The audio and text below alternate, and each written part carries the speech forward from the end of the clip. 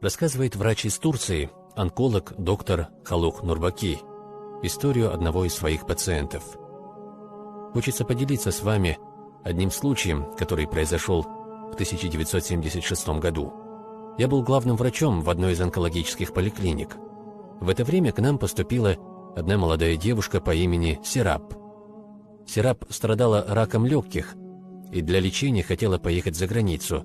Несмотря на то, что она так сильно этого хотела, ее некоторые возможности не давали ей уехать. Я договорился взять ее лично под свой контроль и самому заняться ее лечением. И спустя короткое время увидел хорошие результаты лечения. Через 4 года Серап потребовалось по каким-то причинам уехать в город Измир. И из-за того, что был зимний период года, я согласился ее отпустить только с условием, что она полетит на самолете. Но, к сожалению, из-за того, что она не нашла билеты на самолет, втайне от меня поехала на автобусе, который по дороге в Измир попал в легкую аварию, из-за чего около 6 часов опоздал с прибытием.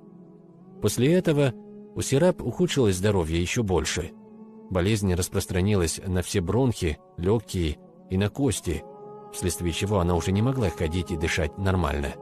Она начала дышать через кислородную маску, и стало очень трудно разговаривать, потому что как только она отодвигала кислородную маску, то ей сразу становилось хуже. Когда я пришел к ней домой, она с большим трудом сказала мне: «Доктор, я на вас сильно обижена». «Почему?» – я спросил ее. «Оказывается, вы верующий человек. Почему вы мне не рассказали про Творца, про смерть, про судный день?» Из-за того, что у нее религиозных знаний было совсем мало, я был очень опечален и растерян ее вопросом. Чтобы не обидеть ее, я сказал ей: «Лечиться у доктора легко, деньги платишь, и тебя лечат. Но чтобы лечить свой иман, веру, надо со всей искренностью желать этого и стараться от всего сердца». На что она ответила: «Я в этом нуждаюсь и буду стараться». Уже зная о том, что лечение мало чем поможет, ей совсем недолго осталось жить, мы с ней начали упорно изучать религию и веру в Бога. Обучение шло очень хорошо и давало отличные результаты. Серап буквально впитывала в себя каждое слово из моих уст и время от времени задавала мне разные вопросы, что очень радовало меня. За неделю до смерти Серап меня спросила: «Доктор, перед смертью что я должна сказать?» «В отличие от других, твоя ситуация другая. Сказать целиком шахаду, свидетельство, для тебя будет очень тяжело, поэтому тебе хватит сказать «Мухаммад, саллаллаху алейхи вассалям».